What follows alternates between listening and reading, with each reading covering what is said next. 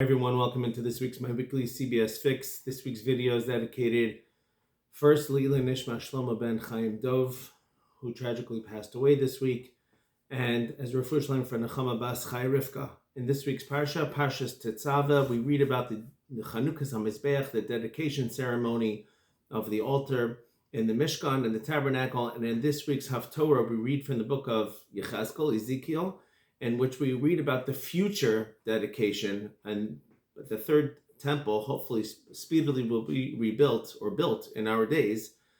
So the Medrash states, I'm going to ask a contradiction. The Medrash states that initially when the Jewish people went out of Egypt, Hashem wanted to raise them to be as lofty as angels and establish them forever in the land of Israel.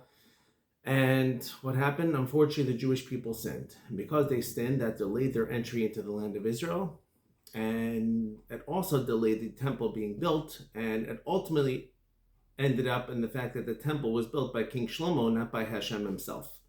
And then during Ezra's times, when they went back again to Israel and they rebuilt the temple, the second temple, also the Jewish people had sinned, and therefore it was built by human beings and not by Hashem himself.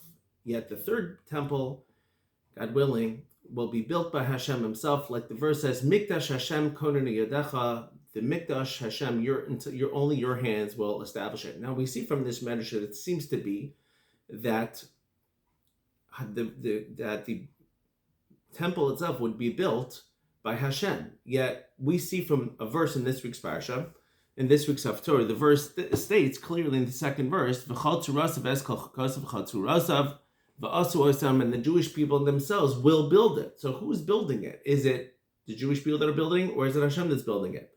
Another connection, by the way, we have nearly identical verses over here. In this week's Haftarah, the verse says, "Shivas yamim yechapru as hamizbeach," for 7 days the Mizbeach will atone for them, but and they will purify it.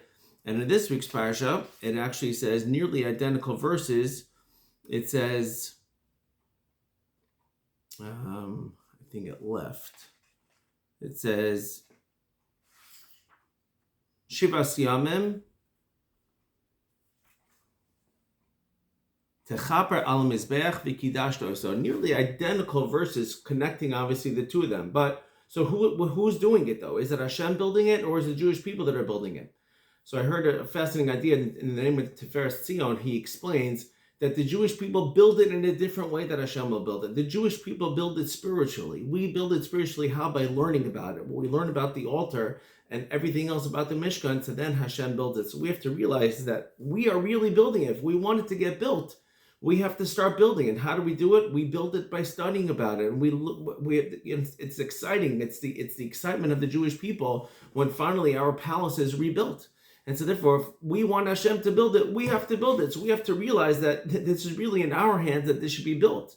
Now let's try to sum up why we're learning about it. First of all, it strengthens our emunah, it strengthens our belief that the temple will be built.